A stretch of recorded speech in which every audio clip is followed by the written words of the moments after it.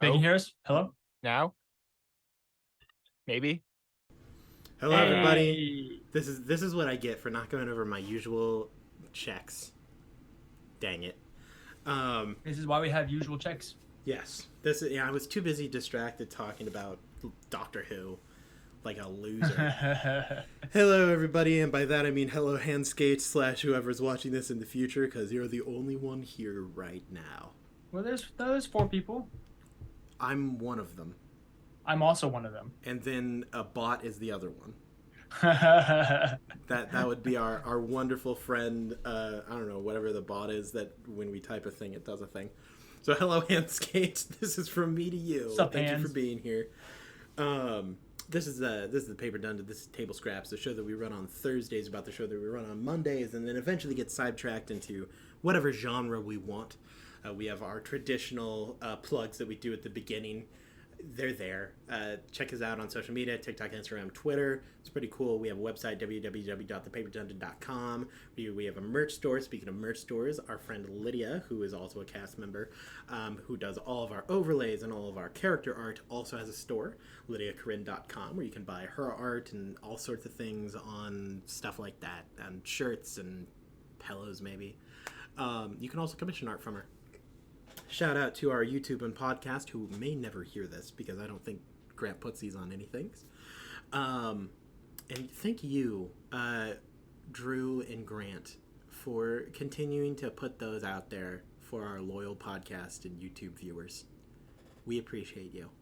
They are almost out as there. much as we appreciate them. Almost. Not quite, though. Almost, though. That's funny. If you want to support us, there's a lot of ways you can do that. We have Streamlabs donation, we have Ko-Fi, and we have Patreon. And the easiest way is just tell your friends, bring them along. Be like, hey, these losers talk about dumb stuff, and sometimes play Dungeons and Dragons. And that's all of them. I just roasted those gosh dang plugs so fast. Nice. Well done. You deserve praise. Thank you. Today, Cheers to you, if you friend. haven't noticed, I am joined by the wonderful McKellips brothers, Drew and DJ. Hello. As per usual, we were bickering beforehand. Yeah, it was Of course. hilarious. We always do and sad. But it may be a little bit of a shorter stream today because for some of you who are tuned into our, and by some of you I mean Handskate, you know, who tune into our Monday game. This past Monday, we were down a couple people. Lydia's taking a little bit of a leave of absence at the moment. Grant was visiting his brother in Portland. He's back right now. He's currently in his room editing. What a cool guy, right? Good for him. Yeah, What a right? dude. He is editing, I'm going to tell you right now, Patreon content. Speaking of Patreon content, Yeah. I watched the first episode Was released to our subscribers through our Yes. Discord, which I Through our totally Discord, that's forgot to plug. Yes. Like an So idiot. if you want to check out the first episode of Autumn and Death, I think that's what we call it, a 4-part miniseries about Catherine Melora being imprisoned by Prazius, go check it out. First Yeah, episode that's is there for our subscribers on Twitch, and you can also check it out on Patreon, and the rest of it will be on Patreon in the following You weeks. only get the first episode if you're not a Patreon subscriber, so It's man, it's definitely almost worth like it's a going and watching lure. the rest. It's like you get to see it and then be like, man, I wish I could see the rest of this. I wonder how it ends. I genuinely think that Prazius is my favorite villain that I've played. Just we peaked with him, and then it's just been downhill ever We since. really did. My favorite villain I've ever played was the Chestnut King. Is he a villain? He's the villain in the viewers' hearts. Maybe I don't know. I really like Chestnut King. I Look, think he's kind of rad. You see, I love the Chestnut King as well. I've just received a lot of negative feedback about him. He's got a lot of haters. Yeah, it's got a lot of haters, but that's what makes a popular character. All press is good press, That's right. That's what they say. Anyway, instead of running our regular kind of whatever loser campaign we run on Mondays, DJ, you do a fantastic job. Because DJ was not there this past Monday, Because In fact, it was just you, Aaron, and I. yeah, it was just me the and two of Drew. us. DJ was a sleepy, tired, exhausted boy. I went skiing for 2 days, Saturday and Sunday, and Big then mistake. we went to work on Monday, and it was snowing and freezing, and it took about 3 hours longer than we expected it to. So I was thrashed. Major misplay. Yeah. Major So I misplay. apologize for that. I'll be stronger next time. Don't worry. Drew and I absolutely clutched Pulling an us episode back. out. That's right. We may have been just a little late on going live, but hey, well, we figured it out. Everything was late. Drew and I sat down 30 minutes after when we normally sit down to like start up a call. Yeah. And in those 30 Because of course minutes, I was running late because of work. Yep, and was I was just just overall overall not a good running time. late. It was a rough Monday. I sat down and we were However, like, all right, what are we going to do today? Do any of us have like a random full one shot written up for one person? Can we ad lib? Are we just going to do a table scraps episode where we talk about nothing for 2 hours? And I was like, all right, hear me out. Hear me out. I had this on hand. I have a little RPG called Low Stakes that I have never played. And I was like, this is such a small book. How difficult could it be to understand how to play the game? Mm-hmm. And I spent like 10 minutes reading, and I was like, this is going to take too long for me to teach Drew how to play because I don't know how to play it either. So we jumped to the next idea, which was, I was like, all right, Drew, here's what we're going to do. We're both going to search up one-page RPGs. We're going to pick 3 each, and we're just going to alternate between the two of them, like one after another.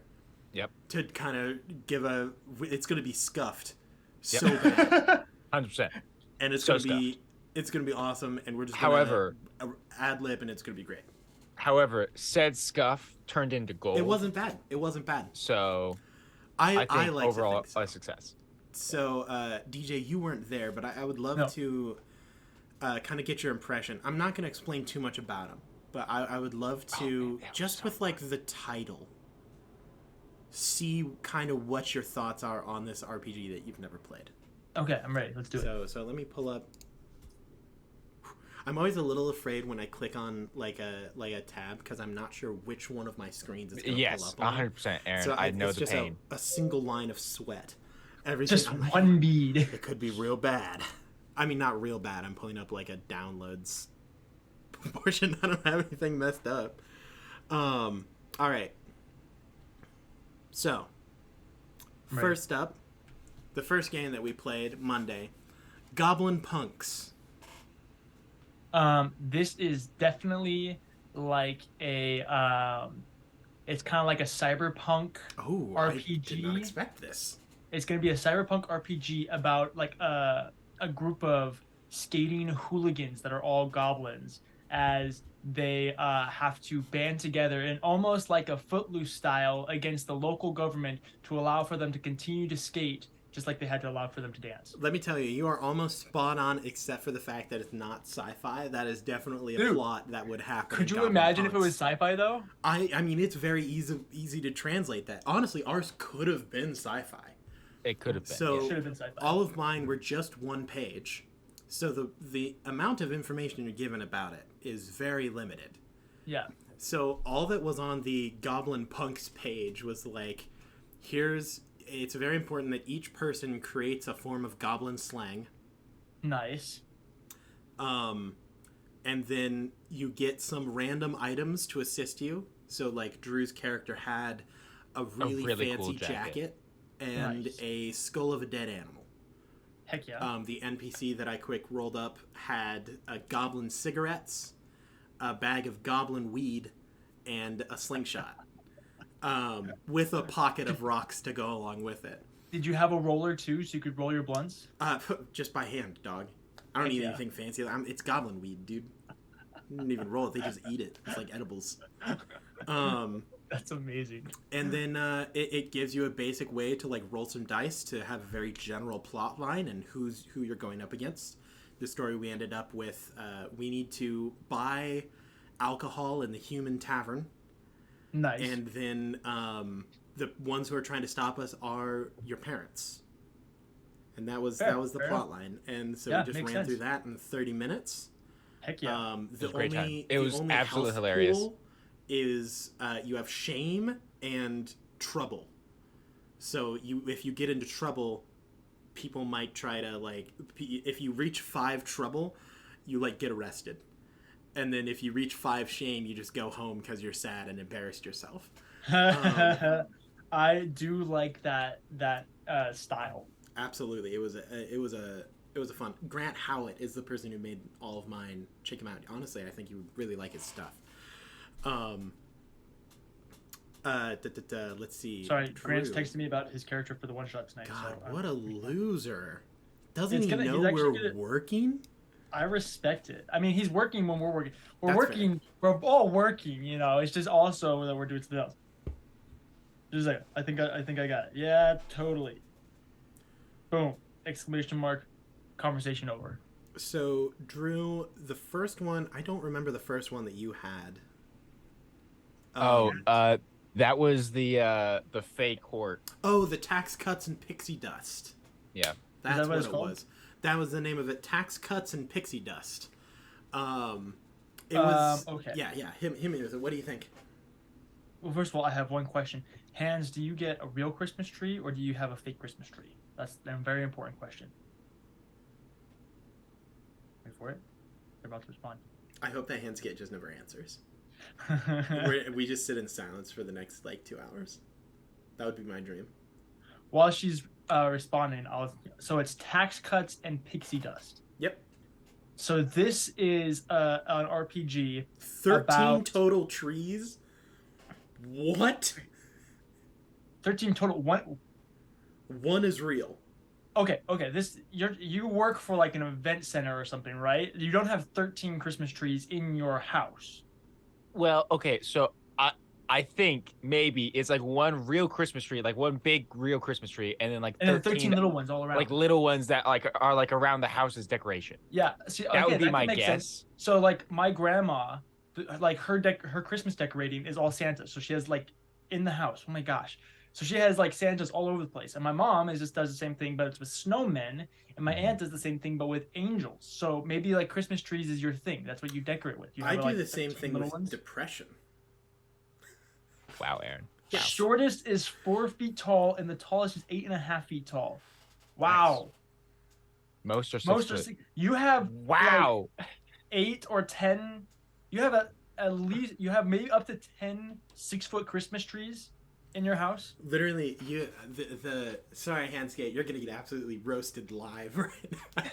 you open I the don't know door. if I should be I'm concerned or amazed. impressed. I'm Hanskate's amazed. house That's is like that is impressive. it's like the closet to Narnia. Yeah, Like you just walk push through and then you're like, you're oh, just coming trees, out of the oh, woods. God. Like you have to push through the branches to like reach clothes and stuff. Oh my gosh. Like you Well- can't make food because it will start them on fire. 54 tubs of Good Christmas Lord decoration. Almighty, Hanskate, you need Wow. help. This is like an episode of Hoarders. Oh my gosh. I mean, Oh my goodness. do you have like a fairly sizable house? I mean, we're asking personal questions at this point, but do you have like a fairly sizable house? Or This do you is have like more like the a White medium-sized House. home that's just absolutely stacked with Christmas trees? I'm going to choose to believe, regardless of the answer, if it's given or not, that it is a very small house with a lot of. It's just a little tiny house. I hope Literally it's through the literally a ceiling tiny with Christmas house, trees. like you know the little ones that are like one room and the kitchen is in Yeah, the same room yeah, as the- exactly. That's what I hope, and then it's just That's like amazing. trees. An Wow. actual. Oh my goodness. My Very goodness. nice. Well, good for you. Heck yeah, girl. You know, proud of you. I don't know Good. why I'm proud, but proud. Studio apartment. Wow. That's fair. Yeah, fair enough. That's impressive. That's incredible. I respect that. Anyway. Tax cuts and pixie so- dust. Yeah, Yes. tax cuts and pixie dust. So this is a story about Disney World, 100%. Disney World is having to go. There's a couple. They're not getting their tax breaks that they normally do for maybe like carbon Oh, emissions man. or something like that. And so they started this whole ad campaign about pixie dust. And they're totally swindling the public. It's like snake oil, you know, but it's actually pixie dust, you know, but it's really just glitter. And they're using this to gain some of the revenue that they need to offset the tax cuts that they're not getting because they have to pay more in taxes, so they need to make more money to offset it. So you guys, as the party, you have to prove that this pixie dust is absolute baloney. You know, in a strange way, you're closer than I would expect, but still wildly far off. So, Okay. yeah, you got So it, Tell me, Drew. what's yeah. tax cuts and pixie dust about, Drew? Okay. So literally, it's literally like you're running like a presidential campaign kind of thing, basically. It's very court. Um. Think, oh shoot, Madam President. Mhm. Okay. That Yeah. So show. basically, so you as it's meant for at least two players and one like game master. We obviously didn't have that, but basically the game master, there are a couple tables to determine different topics that the players need to debate and different events that happen, and then the players themselves roll to create their characters, and then they just debate things, and then at the end of it you determine the winner. You guys are basically doing a mock trial, or you're It's doing a mock it's debate. it's literally what it is. Yeah, it's So literally just a like, mock trial. And so That's in so our funny. heads, this actually did canonically happen in Nico Mures in the Feywild, with the Fey courts. A goblin named Todd is now, I don't even remember what I oh, it awarded was him. some incredibly long-winded title that amounted to nothing. Yeah, basically. But basically, Todd the Goblin is now like the chairman of a council of the like the West Wing on the third floor of the Fey Core or something like that. Yeah, some wild extended thing. It's a really interesting RPG. I've seen one similar where like, I think they did it on the Dungeons and Dragons show Dungeons and Daddies, where Dungeons and Daddies. fantastic show. It's been my Tell me, is current this one that I've about? been Is this watching. like a group of dads, or is this Yeah, a group it's a group of dads flung into the Okay. Forgotten Realms in a search for their children. Nice. It is not a BDSM podcast. That's literally part. It's on the like image of the show. It's Dungeons and Daddies, not a BDSM podcast. That's awesome. But they did a very similar one where it's like one player is the president and a bunch of others are like different, like Secretary of Defense and stuff like that, and they all have to debate whatever their agenda is, except instead of having like the agenda of, oh yeah, I just love national parks, you have like, I was a goblin, Todd was a goblin, so his like way of maneuvering through a crowd was practical jokes. Because you're in the Fey court, so like pixies have different things, leprechauns have dumb luck as they're maneuvering, is where they're just like whoops, and then a thing good happens, and they're like, that's why I should be president. And then hot button topics pop up where it's like, oh no, it turns out that in ours it was that Jerry, a member of my party, eloped to marry someone and left us in the dust, and it was a big political scandal and everything like that. And so all of a sudden you have to deal with a new problem I on love top the of fact the that regular stuff. I love the fact that a candidate eloping and choosing to no longer be in politics is the hot button topic. Oh well, there was a whole thing behind it. Yeah. Apparently, So there's two different tables for like different topics, and then there's a third table for like just a random event that happens that you then have to navigate. And so like Yeah. the random event was that the leader of of Todd's political party went off to go marry this woman. Yep. That's awesome. Yeah, it was a lot of fun. Obviously, we had to. Drew, you did a fantastic job of like maneuvering how the game actually works to be with one person that you're debating against no one. So I think you did a very good job with that one. So thank you. The next one that we played, This was my favorite. Oh my god! I also it was loved this so one. funny. It was so funny. It's called Nice Marines. Nice Marines. And I know that you're not going to get this because you have no idea what its like starting point is. Okay. But hit me with it. What do you think? Let me think. So I'm just gonna go with the first thing that came to mind. So Nice Marines. So this is about Nice a couple- Marines.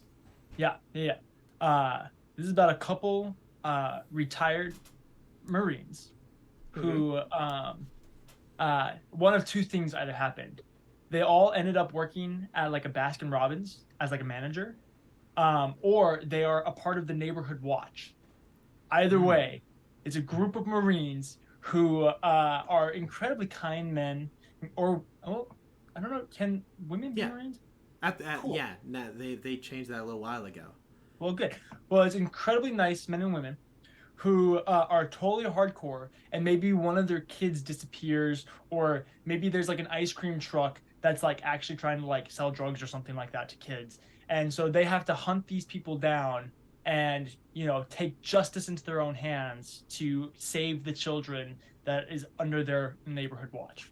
Okay, not gonna lie, he's actually closer than I thought it'd be. I'm Well, awesome at this. close, but also But also wildly wickedly far away. So, have you ever heard of the game Warhammer 40K? Yeah. So, in Warhammer 40K, there are things called Space Marines. Okay. Yeah. And Space Marines are basically. Do you know who Doomslayer is? No, but I think of Halo when I hear Space Marines. Actually, that's very similar. Imagine Of mass-produced, way stronger and more deadly, Master Chief. religious Catholic Master Chief. Oh my gosh, that sounds horrifying. It is. They're absolutely terrifying. They have like a sword with a chainsaw blade, a gun that fires literal pop cans sized bullets. My Like gosh. they're like 10 feet tall, and those are the grunts. Like those are the infantrymen. Like Wow. you get to there's literally like directly under their king, which is also their god, um is like 12 soldiers that when they go to battle, before they have even departed, it is written down as a victory. Nice. That's pretty awesome. Yeah, they are hardcore. Nice Marines is you play as one of those Marines that grunts. you have succeeded in like subjugating a bad thing, and your backup, who is the one supposed to take care of the like aftermath logistics. of like, hey, we should actually take care of the civilians, haven't showed up. And so you're just there, and you like haven't spoken with a normal civilian person in thousands of years. And so you now have to deal with the fact that you are a murderous space marine trying to like Handle the ensure public. peace on the planet. It was absolutely hilarious. It is That does hilarious. sound very funny. So each of your stats, which include things like picking up heavy things, leading a parade, which that's a real stat. Being nice to civilians, Good, gathering information, stuff like that. You assign a different dice to. Now, the most interesting one is the one that you get a d20 in. So Drew had gathering information. Because the way that it works in Nice Marines is when you roll a check, you don't want to roll high and you don't want to roll low. You want to roll You nice want to roll in the middle. between. Yep. So if you roll low, you fail. If you roll too high, you succeed with massive casualties. So, like, for you are instance, so big and strong that you cannot, if you like don't perfectly hit the middle ground of like shaking someone's hand, you will just rip their whole arm off. That's funny. In the game that That's we cool. played, I like that system. oh, it's super rad. Drew was like a kind of like a scout, like frontline, like a guerrilla fighter kind of dealer. And the two opposing factions that he was trying to calm down were a bunch of licensed executioners and basically a group of bookish litigation people who are fighting over who gets the prisoners. Do they go to jail or do they get killed? And so they're having their own little civil war. At one point in time, Drew, whose character flaw basically, because there's one aspect of civilian life that you just don't understand. Drew's was art. What's the deal? Fair with enough. it? Why Most is of us it don't here? understand it What does anyway. it work? So he sees graffiti and he doesn't understand, and so he rolls gathering information to try to figure out who did the graffiti. But upon seeing him, the person tries to run, and Drew had rolled like a 16. And so instead of So like, so I hey, succeeded in figured yeah, out you figured out who it was. who made the graffiti. But as he However, went to go like stop the person from running from him, he just full on slapped the top half of his body off into a wall, just murdered him instantly. And everyone's like, "Oh God, what have we done?" yeah, And no, he's like, it was "Oh bad. shoot," because they're used to fighting like alien bug creatures that Yeah, like if things you that are gonna be punch it hardy only and- leaves a dent, Yeah. not like normal people. And so That sounds very fun. it's That'd a be super cool one. I would love to run it It was again with like absolutely- multiple players It as was well. That'd be fun. So We should do that. Because Some more if- Patreon content right there. If you crit, if you roll a natural 20, you literally start a war. You literally, it's like, that's how you lose the game is by rolling a natural 20, is Wow. you've restarted war on the planet completely by accident. Most likely trying to do something like helping a civilian, and then you like take a step too far and just crunch like an orphanage.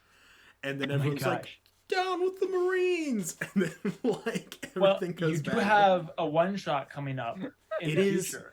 It's So- a definite possibility. I'll have to think about it. I would be so down for that, Aaron. I'll even play the same character. I'll just don't even- return. Dude, it's rad. But yeah, so that one was a lot of fun. That sounds very fun. I think that's great. where we ended the stream. Yes. But we had another 3 available. Yes. Drew, you had one that was based on the original Lord of the Rings books. That seemed very in depth, and I'll be honest, I don't know if we would have gotten through it even if Yeah, no, 100%. Like that one building a character that would one have taken a actually bit too had much like time. that one was like I think like 2 pages, like, and every inch of the page was filled with info. Oh yeah. And you're just like, okay, this is very in depth. And then Basically, it was I think it was just called let me pull like it up here. like the One Ring or something like that. It was some very clearly Lord of the Rings thing. Oh, where's that? Of hobbits and havens, Hmm? of Aragorn, son of Arathorn, last king of You Gondor. can I find don't know. this. I believe. It might be Yeah, hard okay, to no, spell. it legit was just called There and Back Again. Oh, they're There and back Back again. Again. Yeah, that makes sense. Does it say A Hobbit's Tale? No, No, that would be Let's see. definitely copyright. no. So but let's see. So if I just heard There and Back Again, would I immediately sue Lord of the Rings? I would. I mean, yeah. I probably would assume Lord of the Rings. There and Back Again, but it's a 1-page story.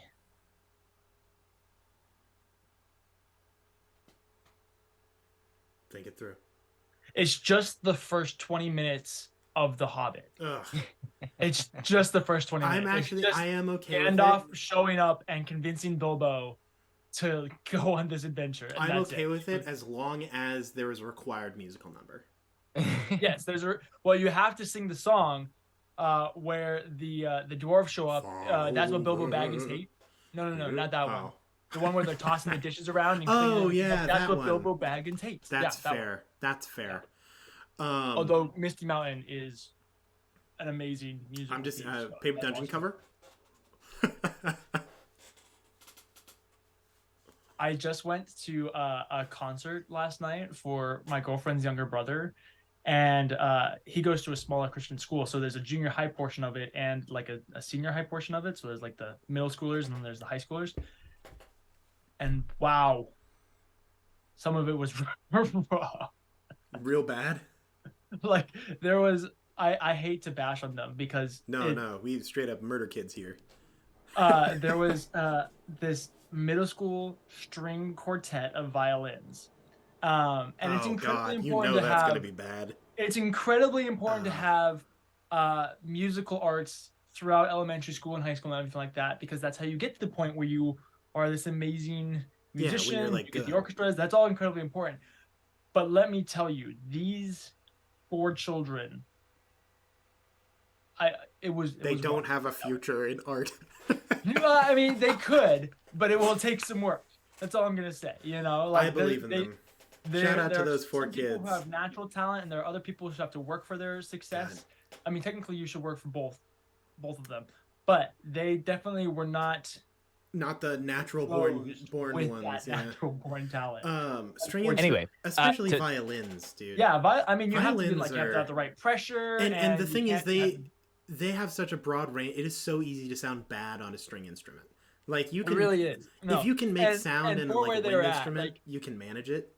yeah, and it was nice because you could tell the song that they were trying to play. They just weren't. I don't think they were in time, and I think one of them was out of tune, Yeah, which really just threw the whole thing off. that's rough.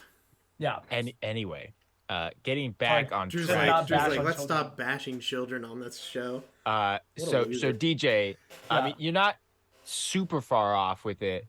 So I'll read you the introduction of the. It's the first paragraph you read. I have seen The Hobbit, so I hope it's just a literal like excerpt from the script of The Hobbit, of like the camera panning down over the Shire. And I hope everything. that That's it's what I want. just Galadriel's intro from Lord of the Rings. So the introduction. And You are an things adventurer not in the to be world of The Hobbit, specifically the world as it appeared in the 1937 edition of the book. Anyone Okay. can be a wizard with the right knowledge. Trolls turn to stone in the sunlight. Animals or magical objects can speak. Elves aren't always nice. And the wild is full of terrible creatures like goblins, giant spiders, and even dragons. Okay. And so literally, like in the character creation, so like your two main stats are toughness and fate. Toughness being, your hit points basically, and Yeah. then fates being like How much luck hot armor you have? or hearts. Literally, it says fate. Whether you think of it as luck, heart, or the will of the gods, it's the resource you can call upon in a dire situation. Things are bad. Fate. And yeah, and then it has a bunch of like skills and traits like rhyming, riddling, fighting, sneaking, all that kind of stuff. And then it uses, but it's a D6 based system.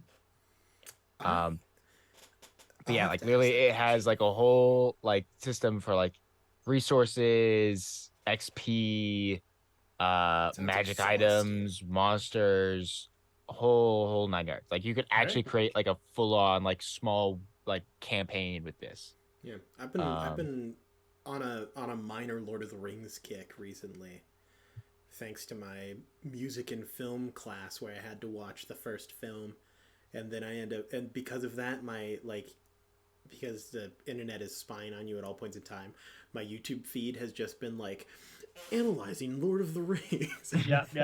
So that's just like all I've ended up watching. Of like, there's a one of the YouTube channels. It's called Cinema Therapy, I think. Okay. And it's a licensed psychologist and a filmmaker, and they just review films from a awesome therapist perspective. And the one on Lord of the Rings was analyzing positive masculinity in Aragorn. And I was like, that's fair, dog. I got no problem. The boy is the epitome of everything you want in a man. 100%. Man sings to his, like he recites poetry to his girlfriend. He's romantic. 100%. He's loyal. He's hardworking. He kisses he's responsible. his brother in arms on the honest. forehead at his death. Weeps the manliest tear. I've never. But it's only one. Yeah, when he leans down and he like kisses Boromir on the head. Spoiler: Boromir dies. He kisses Boromir on the forehead, and then he stands up and just like gazes off into the distance, and a single tear runs down his face. I'm like, oh, like that's how you get Aaron right there. That is a man. The single man tier. There's 100%. a TikTok sound that always brings me to the verge of crying. It's Soldier Poet King, the song. Yes.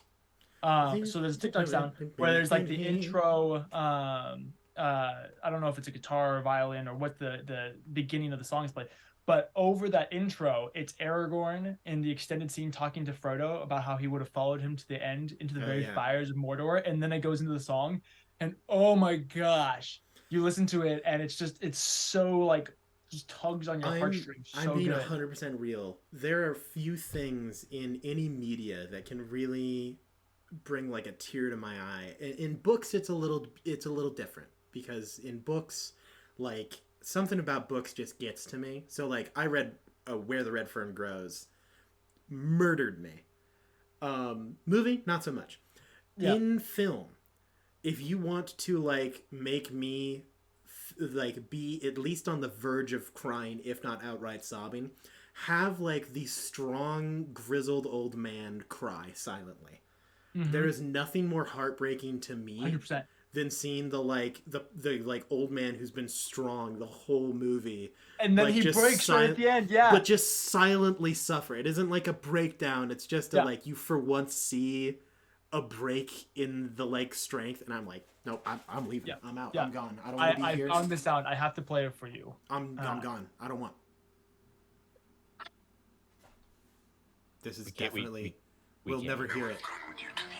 Can't I hear would it. follow you to the end, Frodo. You can't hear that? I know what you're getting to. Yeah. Plus, on Twitch, it's a little dangerous to play songs and stuff.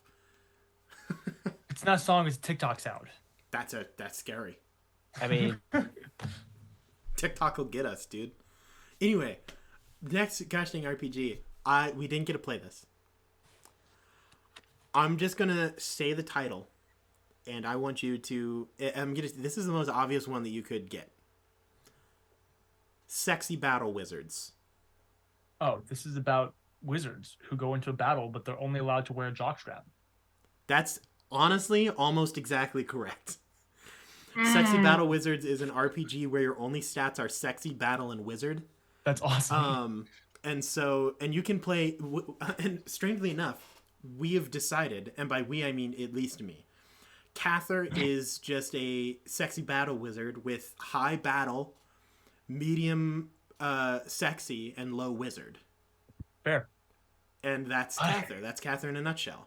This reminds me of another thing that I saw recently, where it was the joke was that it was a fantasy video game, but it was an equality based fantasy video game, and so a man and this woman go up to an NPC to buy armor, and they're like, "Yeah, this is a quality thing, so blah blah blah.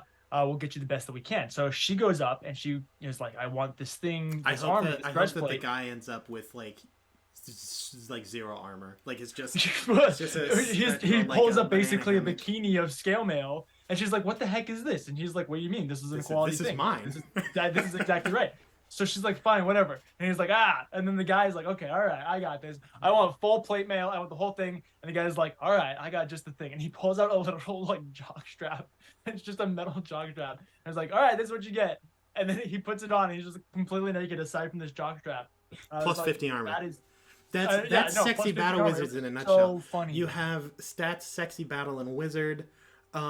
Every character in the game, literally the game master section where they advise you of what to do. It's like give the players an inkling of what the first obvious disaster is, and then let them go at it. And then the other information advice that you're given. If an NPC isn't kissable, think, could I make them kissable? And that's how you run the game. And like you have a signature weapon that you roll 2d10 and combine them, and you can have something. My favorite example that I gave Drew as a possible signature weapon is the Ghost Wolf Cannon, which there's no explanation. It's just you get a word and then a type of weapon. So it could be a rift chain, a doom hammer, a ghost wolf fist. Ghost wolf is just in the running for some reason. Nice. Fair. And like there you roll a d6 for why you are so sexy. So like it may be because you have amazing bone structure, or an incredibly well sculpted mustache, or you're a dangerous rebel with a cool jacket. Like, and the whole concept of the game is you all go to a giant flying wizard school that flies around saving the planet from disasters with zero legal jurisdiction to do so, and everyone hates you for it. Because most of the time you cause more damage than the like possible disaster. That's awesome. But you're just really hot wizards that either punch stuff, charm people with their hotness, or do wizard stuff. Or blow things up, yeah. And that's what your stats are. And it is, I want to run this game more than any other game I've ever ran. That's awesome. Sexy Battle Wizards, it's like my dream. It could just use a debate function, and then it's the perfect game. Very nice. I'm in. Did you have another one? I think Drew has one. If Yeah. not, I have two others that I considered that I haven't even mentioned to Drew. So the last one that I found that I thought was interesting, it's not even like necessarily a full on like role playing game. Honestly, it's just kind of a really cool like backstory generator, basically. Um, called A Tale Before You Go. Mm. And literally you just using a deck of cards, uh, basically create three different piles that you draw from at different points, and looking at a combination of what suits and what number you drew, you basically craft a backstory for a character. That's really cool. And I, so yeah, it's pretty rad. I'm like, ooh, I could use this. that's very cool. I was at a coffee shop the other day and they had a book, and it was surprising to me. It wasn't what I expected it to be. It was I think it was called like a guide to storytelling or becoming an amazing storyteller or something like that. But it wasn't actually like a book on it. What it was there was like, I think it was probably about 40 pages or so, and about every 10 pages they had a quote about storytelling and how important it is to the world, stuff like that. And then the other 9 pages would each be illustrations of different things to inspire you to create a story about that illustration. That is super. It was really, really cool. I actually kind of want it because it's really fun. And I was just looking through it, waiting for my coffee. And there was a couple of them that was actually like, oh, that'd be really interesting if that was this or blah blah blah. And there's no context to any of them. It's just a picture that you can then do whatever you want with. It was It's really like really cool, really wordless unique. prompts. Yeah, yeah. It was very very unique and very cool. I'd never seen anything like that before. So It was very similar to your deck of cards, Drew. I like that thing. Yeah. So I had two other games that I considered being one of the ones that I chose to like maybe play on stream, but they felt a little too complicated or a little too vague to to go with while I was looking through them. I love the concept of both of them. One of them a little more than the other because like one of them is a pretty basic thing that like people have thought of. Heck, I've created an entire campaign setting based around the idea. One of them is called Bored to Death, but spelled Board. Yep. And so it's just board games. It's board games. Yeah. It's board games. Honestly, I haven't even read through it, but I was like, it looked a little too like complicated and it was hard for me to read on a base glance. And then the other one is called We Three Kings. We Three Kings. Quite literally. This is incredibly simple. This is simply about the kings going to see Jesus. It's their journey to go see Jesus. Oh, simply is an understatement.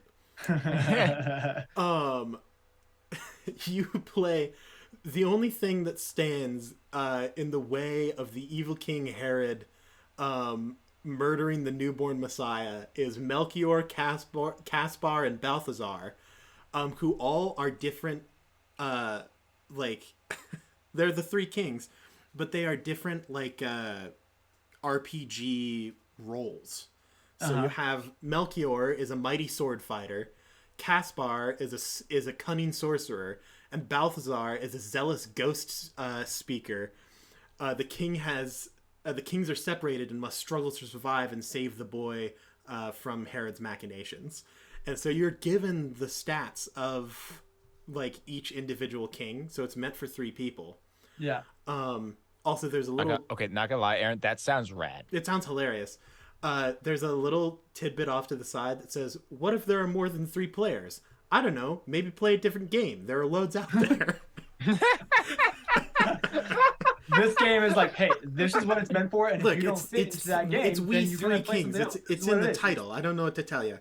There's 4 players, okay? There's the DM and there's the 3 kings. That's what you get, okay? You've got more than that. Go play something else. And Go play something else. I absolutely love the idea of a game just being like, yo, I don't care if you play me or not, go play something else. Yeah, it's like, look, it's a 1-page RPG. If you don't have 3 people, go play a different game, you know?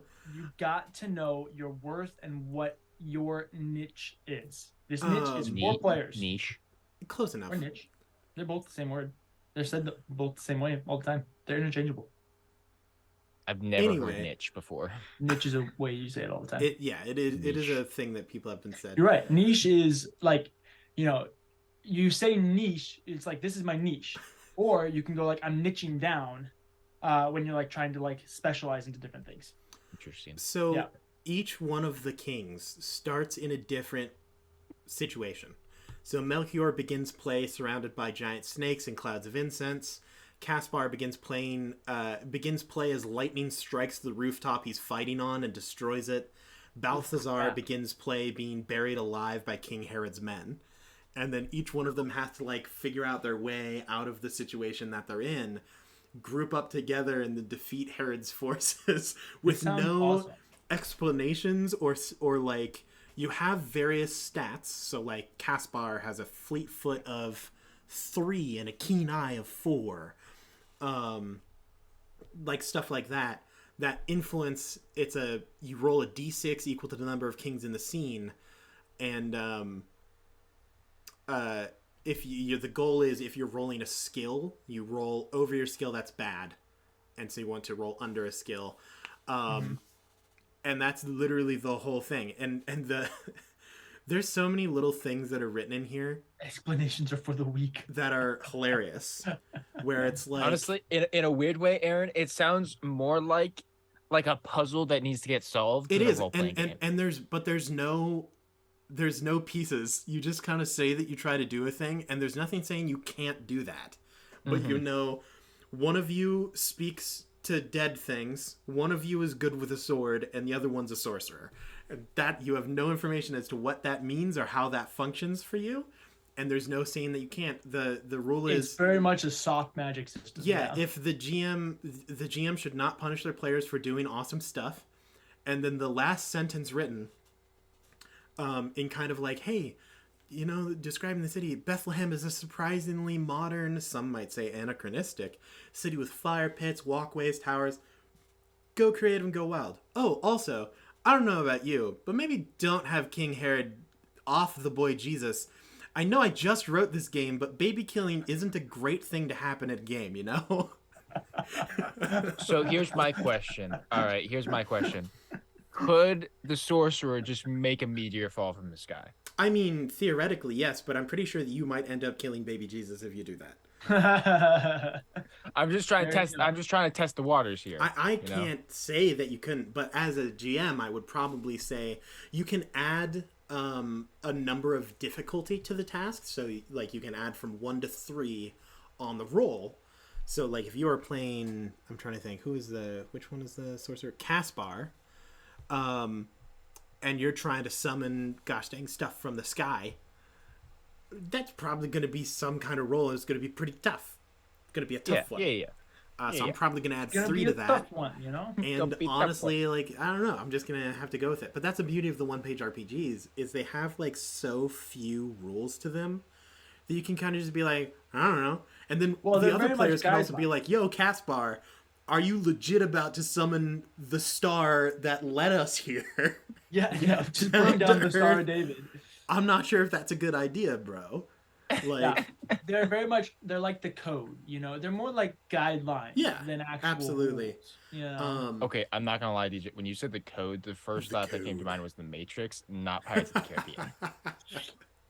The Matrix doesn't really have like the code. It has the Matrix. No, all of it is code. Yeah, I mean, yes, you're right. It's all made up of code. You are correct, but it's called the Matrix, not code. You're not hopping into the code, bro.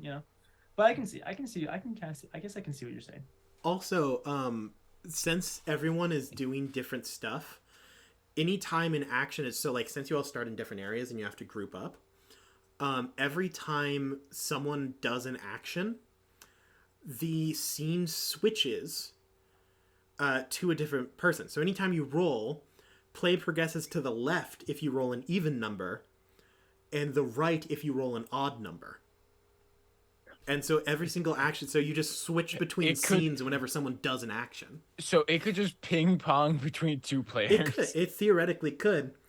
And that's all right. Two of the kings managed to meet up and go fight Herod. Meanwhile, the other guy's just frozen in time, not doing anything. I mean, that's kind of the goal of it, is that, like, just like in a movie, the event that is taking place only happens once it reaches their turn. So, like, if 2 people are, like, constantly ping-ponging between them, and eventually they meet up, then the only person that it can ping to is the other one. Mm-hmm. So it's like they meet together and they're like, wait a second, where's Balthazar?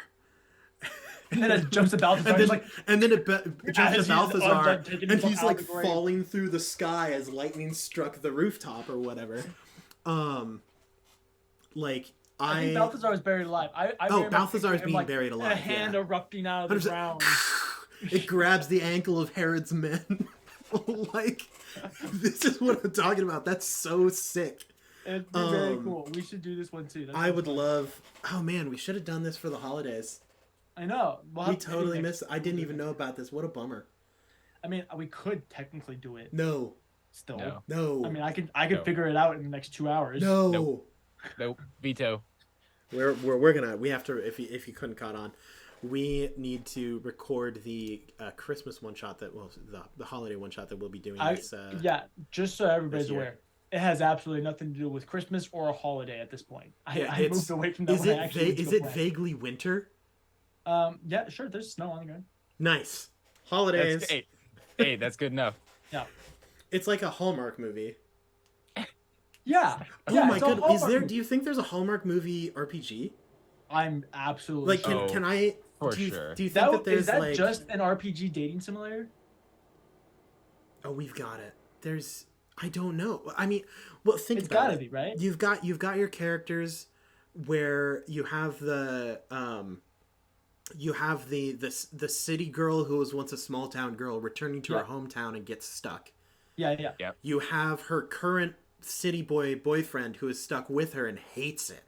Yeah. You have the hometown stud boy who's who's the old flame, and who runs a coffee shop Yep. or a tree shop or it's his. or as a cowboy. Yeah. His grandma used to have a knitting store, but she got too sick, so he's taking over it. Absolutely. You know? It's some. There's got to be a thing. Always in plaid, hand skates on it. Yeah, always in plaid. Always in plaid. in jeans. Has- He's And then got a ball cap you on. have your comic relief and the stickler that tries to interfere.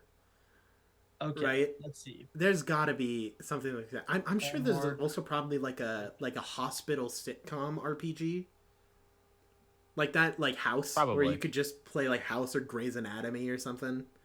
Hometown Holiday Tabletop RPG by Kid Nick. I'm so sad because I thought I totally landed on gold. It's $5. Ever wanted to star in your own cheesy holiday rom-com? It's the holiday season once again in your quiet small town. There are carols to be sung, decorations to be hung, and charming small businesses to be run. But with all this holly jolly hubbub, who has time for love? If only there was an equal parts gorgeous and bland idiot to show you what this time of the year To is show all you the about. meaning of Christmas. Oh man, I'm so upset because I thought that I hit gold. Beginner friendly, rules light, and all inclusive. I thought for sure that I had stumbled across This is absolutely something completely That's- original. Oh my goodness, that's hilarious. That's so funny. These are the type of games that I would love to have as Patreon content. I mean, yeah. Because there's no way we can show this on Twitch. Not because it's going to be gross or anything, but because it would be so out of context. Yeah. It would No, just be 100%. like someone would tune in and it would be like, This isn't Dave, D&D. he's going to die if we don't do anything. He's like, damn it, Cheryl, shut up. Just a I love total you soap too opera. much to let this happen. That is funny. I want to here's the run thing, these here's the games. thing. I want to Okay, play here's the them. thing. I want to do them. For the rom-com though, it has to be just Aaron. It's just Aaron me is just playing all every the part. parts. I would do it. Yes. I would absolutely it's a do one-man that. show. It's like the TikToks and Vines where the person just cuts between them, and one of them they have a shirt on their head to show that they're the female character in the story. The other one they're just normal. They just have random hats that denote different character. I would so do that. Aaron, we are gonna have you do a one shot where you have different Where things, I both items DM all and around play. you, and you play 4 different characters, and then you just regular you as the DM, I'm in. and then you like put on a different hat. Maybe you put on a beanie to be Grant. You know, you have my a goodness. fake mustache that you put on for me. If I had enough time, I would get a green screen and I would ask you all to take a photo of your setup to put as backgrounds, and then I would just cut just me playing a whole game in the different parts all together, and it would fully switch, except it's just me in a different hat in like your chair. That would be incredible. It would be the most time-consuming thing I've ever done. But it'd be so worth it. It like, especially to do honestly, like a 4-hour one. It probably would not. It probably would be absolutely total garbage, but it'd be so good. No, I think I could make it good if I put in the time for it. Well, there you go. You have a project for this summer. I mean, first of all, it's a kind of an ongoing trend where I'm the person who does impressions of the rest of the cast member, but like bad. It's true. Like it could be a main campaign episode. Could you imagine if I got a transcript of one of the episodes of the campaign, and then I just line read the transcript in the voice of the characters as I hear them? Tweety, me patagos. Menora, no. Oh my god, Aaron just does a script read of the very first episode of the campaign. I'm just a sexy little tiefling. Why do all characters slowly begin to sound like Catherine in my mind? It's because Catherine just lives rent free in your head. That is actually fair. Catherine is my mind screensaver.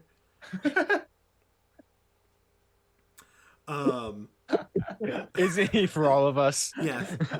And it's like, the thing where you have your like lock screen. The lock screen is Catherine standing there, and then you unlock it, and it's Catherine standing there, but like no armor on.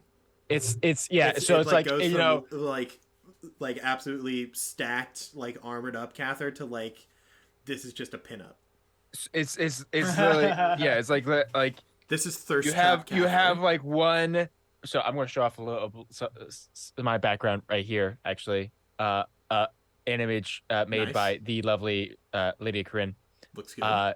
So it's like literally just like that's your lock screen, and then you unlock it, and the background is just the breakfast scene. Yep. But focused on Catherine. Absolutely. I just zoom in real close to Catherine. But it's not his face. It's a little grainy. It's just like his abs. Zoomed in so far. Yeah, it's like I don't actually have the full image of Catherine. It's just the lower, like it's just like the stomach portion. It's just a cheese grater abs. I want the same thing, but I want it with Kiyomura. I mean, ¿por qué no los dos? Fair. The lock screen and unlocked, it just flips between the two. Fair enough. No, yeah. I seriously think that we are missing out on big bucks not having Cather and Kiyomura body pillows. I know. I know that we've been saying it for like years. But it'd be so funny. Sold out in a day. I mean, and people don't even watch the show. Kiyomura is such a Chad. He is a total Chad. I'm just waiting for when Abinthy gets 8th level spells and we spend 10 months of free time, and then Abinthy dies, and then I get to join everyone else because I cast Clone, and I can choose to come back as a strapping 25-year-old. And I join the ranks of the hot ones. Because right now he's like silver fox hot, but he's not like I would put this on a fireman calendar hot. I love the fact that you're just like, and we just have random like 10 months of downtime to grow this clone. Wouldn't be the first time. You're mad. Probably will not happen before the end of the campaign. So as long as you don't die before the end of the campaign, you should. Yeah. Question, DJ. What if can I start clone now? No. Even though I was hoping that I could like start growing the body and then only connect the soul once I get 8th level spells. No, that's no. Like a test tube. What if I get someone else to? Well, you have what's its bucket, the ball of flesh. Exactly. Well, because Aaron, technically speaking, so like so Aaron, you could make the container now. Yeah. But the thing is, the whole part of the clone process, like you cast the clone spell, and it takes like the 10 minutes to grow the body. Yeah. All I can think of is you have the little ball of flesh, and you know how you grow an avocado, where like you have the seed and it's like over the jar with the little roots that go down to the thing. That's what you have to do. You have to start the I ball of want flesh you to like an know the avocado. reason I kept that was because I knew that I might be able to convince you to help me do clone easier with it. I'll take 2 weeks From off. start to finish, I was like you were like, yeah, this is a thing now. That's why I offered up my blood to do it because I was like, oh, So Yeah, so no, okay, you can so take Aaron, 2 weeks off for done. the equivalent of time that it would have taken to I'll take clone that. that so That's ball of flesh. so that means I only really need like 9 months if you think so about it. 9.5 months. so the specifics of the clone spell. Casting time is 1 hour, range of touch, components of a diamond worth 1,000 gold, and then a vessel worth at least 2,000 gold that is sealable. And then this spell grows an inert duplicate of a living creature as a safeguard against death. This clone forms inside a sealed vessel and grows to full size and maturity after 120 days. Uh, Whoa. you can also choose to have the clone be a younger version of the same creature. It remains inert and endures indefinitely as long as the vessel remains undisturbed. So hear me out. At 120 any days is time what? after the 4 clone months? matures, if the original creature dies, its soul transfers to the clone, provided that the soul is free and willing to return. The clone is physically identical to the original, has the same personality, memories, abilities, but none of the equipment. The original creature's physical remains if they still exist, become inert, and can't thereafter be restored to life since the creature's soul is somewhere else. So that's 120 days is only 4 months. It's 4 months. Oh, pshaw. I don't know where I got 10 months Pshaw. from. Um, but yeah, What level are you guys now? You're level 15? I'm almost 14 there. I'm or 14. I'm close. Because 17 is ninth level spells. I know, So Drew was somewhere like, in between now. yeah, I was telling Drew, I was like, yeah, you guys probably got about 6 months left of the campaign. He's like, are we even gonna be able to make it to level 20 in 6 months? I'm like, yeah, it's roughly once a month, Yeah, easy. Easy, Yeah. easy. Done. Yeah. So Easy as pie. basically, we get a level up once every 4 episodes. I'm okay with this. It'd be way faster than it was. It's like So we have the beginning of the campaign where it took us like 10 episodes to get to level 3. well, the leveling is an exponential growth chart where it's slow, starts to pick up, and then as soon as it picks up, you just level wicked fast. Well, it's also funny because that's actually the opposite of how the like XP chart goes. How Where it it's starts supposed and to you're go. like, but you nobody kill a plays with rat XP 'cause it and you sucks. level up.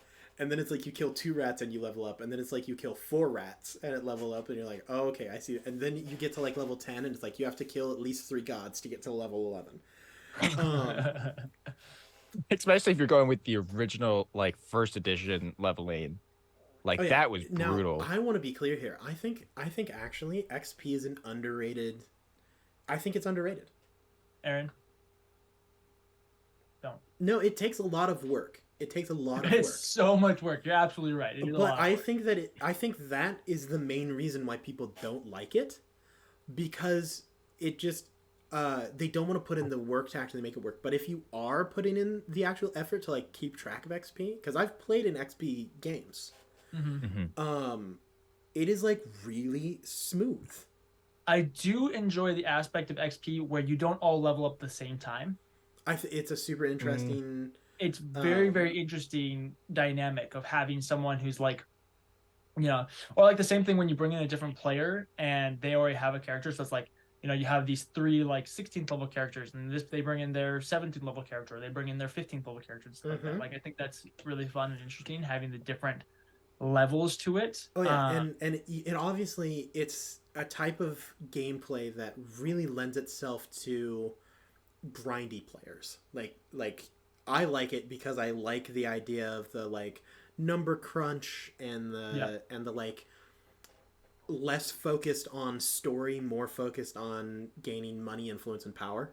Yeah. Like I love those concepts. So for me, XP is very fun. Totally understandable if you don't use it.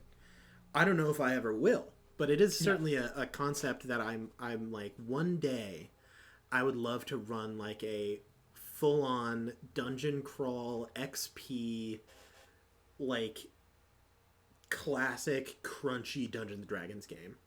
That'd be and fun. like hand pick like, this is a person that I think would absolutely adore this and take advantage of it. Like I think that it would be fun to do so. I would. I'll have to put some thought on that. I have to put some thought on Yeah, that. very fun. Very fun.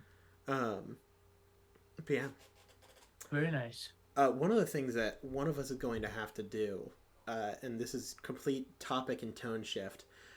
Uh, I almost completely forgot that in our Discord we have a tab for schedule.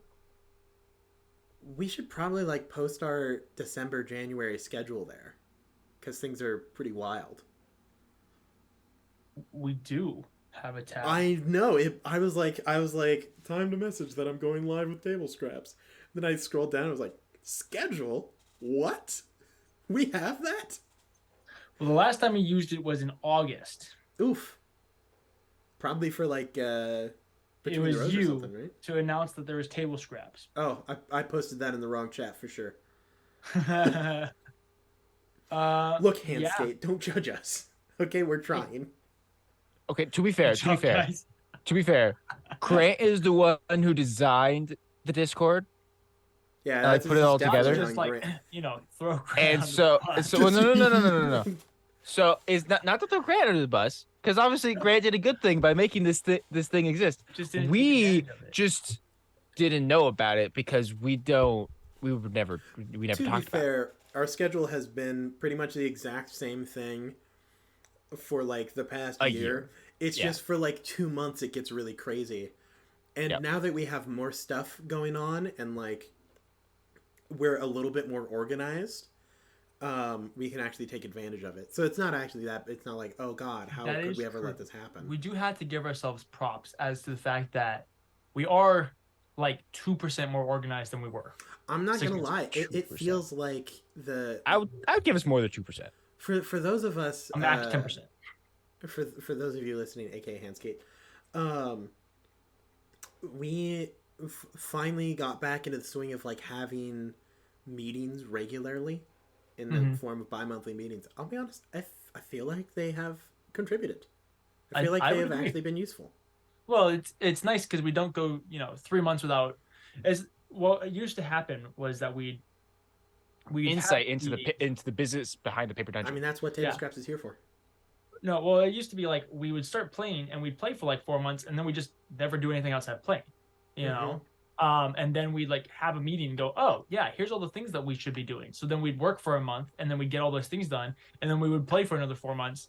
Or we And I'll forget just- about them. Yeah, or I was we gonna would say forget about them. work on things for a month. What are you talking Hey, about? we did a whole TPD rebrand in like 6 weeks. I'm That just is saying, fair. Uh, That was mostly Grant and Lydia. Yeah. hey, whatever. Anyway, it is true. They did do a lot of work.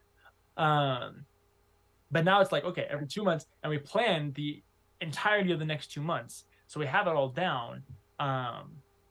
And so yeah, it's gonna be good. And, And- we have goals for the next meeting Oh yeah, as well. and especially which we'll with talk about.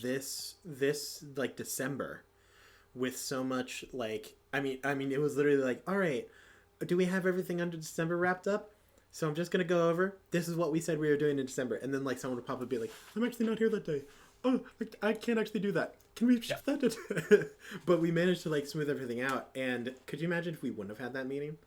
Yeah, no, it'd be crazy. They would have been like, hey, everyone ready for D&D? And they're like, I'm in Portland. None of us would have known. So if for those of you interested in doing anything like we do or starting a business of your own, regular meetings are important, but the times in which you do them will vary depending on the group. So like we've tried to do monthly meetings before. It was really hard for us to keep that up.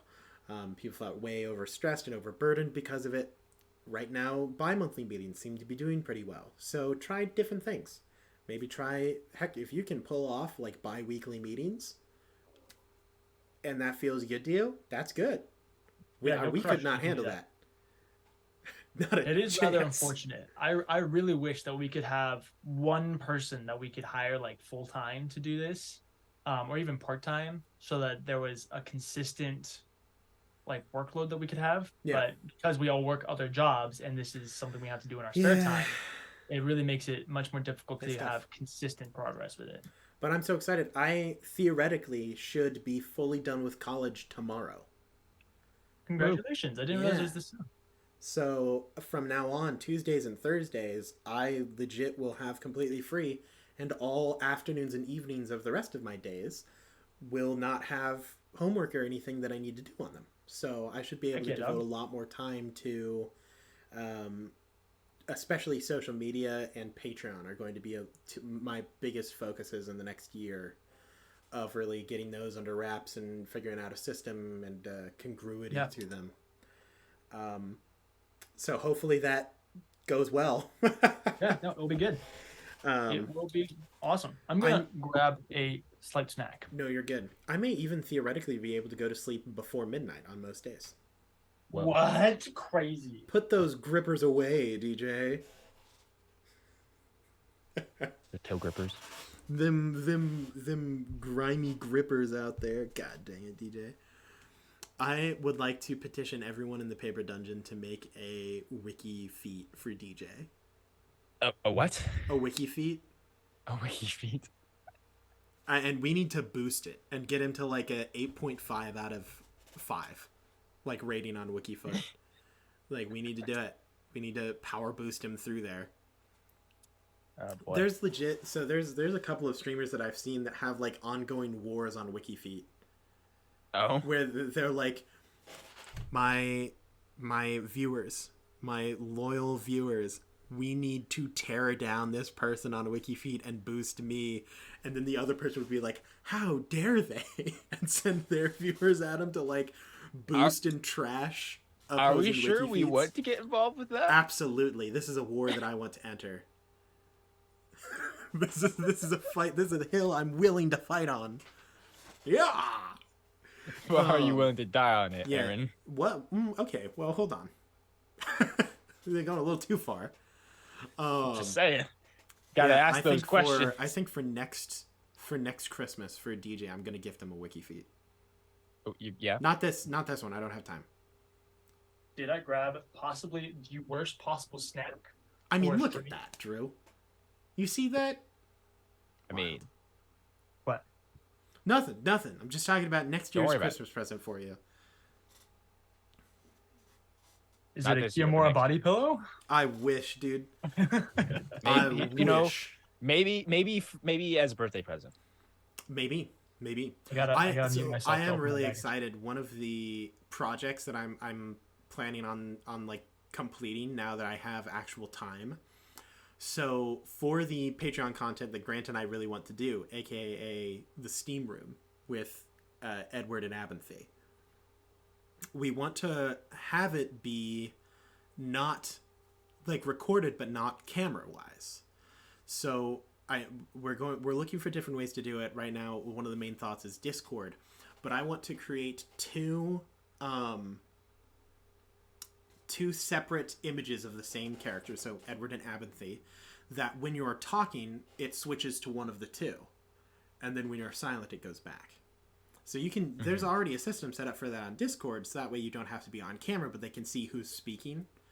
Right. One of my favorites is Popcat, if you guys remember Popcat. The cat that just goes, it just opens its mouth a whole bunch.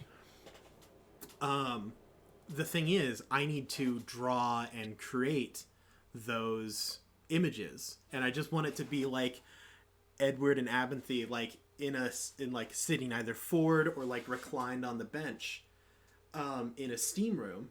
That when like if Abinthy or Edward is like reclining against the like wooden bench in the sauna, when he speaks, he just goes.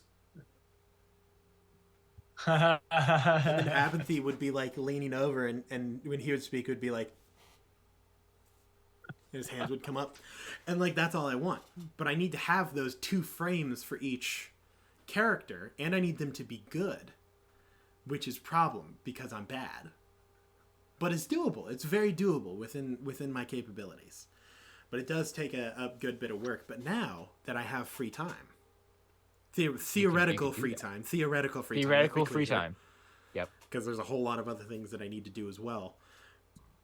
That's one of the projects that I really want to get started on, because I think that Grant and I in character talking about random like in-world conversations would be hilarious. It'd be really funny, especially because Like you wouldn't have to do it for very long. Like they could be like No, it would be like 20-minute conversations or something like 20. that. Yeah. Where like Edward's like, "Hey Abinthy, you've traveled around all over the place. I like music. What type of music have you seen in Nikomuras?" And then Abinthy just being like, "Oh well, let me tell you, I was on a southern island near the Gal Gadot. I don't know, archipelago. Dough. Yeah, Gal Gadot, the famous actress. And there's a strange tribe actually. This is actually a real, not the place, but the concept behind Abinthy's like step 1, step 2 kind of thing that he does when he fights. There's his anime attack moves. Yeah, his anime attack moves. Obviously, they don't go in order, and his reason being is there was a tribe that when they told stories or sang songs, they would sing them in reverse. And the point of it is they would start with the finale, and then no matter which part of the song or play that came next, it would form a different story. So they would start in reverse and stuff. So that's why once he hits like level 17, his biggest attack will be the first thing that he does, and then it will move through the different steps randomly depending on the combat. But just like going to do a thing like that, or Abinthy being like, "Tell me, Edward, what are your thoughts on how magic works? Because I know how I believe it does, but how for someone who doesn't do all the bookish nonsense and litigation and reading and all those things, for someone who just sings and magic comes into being, how do you perceive magic to function?" And stuff like that. I think would Also, be Handscape. rad. TPD lo-fi is definitely something that Grant and I have talked about. God. Yes. I've talked about it and I have nothing to do with it. And I'll just say we're working on it. All right. Now, not like that's like specifically, but like that will eventually be coming. We have a couple other projects that we have to work on first, which then also requires us to actually work on projects again. Can I have a request, Drew? Yes. If there is ever an Abinthy themed lo-fi, can the name of it be String Theory? Sure. Because I think that's just a good name for it. Yeah. Yes. No. And the beauty, to add to that, you guys now have the first step that we have now taken is giving you guys even the ability to work on these projects since you live halfway across the country. And so, excuse me. Now you guys just have the opportunity to do it, which you couldn't do beforehand. Yeah. Because Grant lived in Nebraska and you live in Idaho. Because it's slightly more difficult now that we're separated, but now it should be easier. So once Grant and I actually have a conversation again, we can maybe figure out a time to work on stuff somewhat consistently. I'm very excited for whatever all y'all come up with. We have like so Grant and I, like, this happened like several months ago now at this point, but we have like a separate TPD music Google account. Yeah. That just Grant and I like use to work on projects and stuff. That's great. And literally we just have a full on like 2-page document list of like everything that we want to work on. That's awesome. That's dangerous. You gotta limit that. You gotta section that out a little bit. Well, I mean, yeah, no, it's sectioned off, and like certain things is like, okay, most important, least important, like just future like random ideas or like actual like full on concepts. Like but we'll get there eventually. I'm excited. One of these days, we'll put up all of our stuff on Spotify and everything will be good. Well, yeah, that is like end goal. More or less the first thing that Grant and I want to do is like there's a couple songs that we want to make, and then we want to like actually organize some stuff and like create like some Spotify playlists. Refine them, put them on Spotify of like, hey, like this is like the music that we use on the show that you guys can use too, and blah blah blah. Yeah.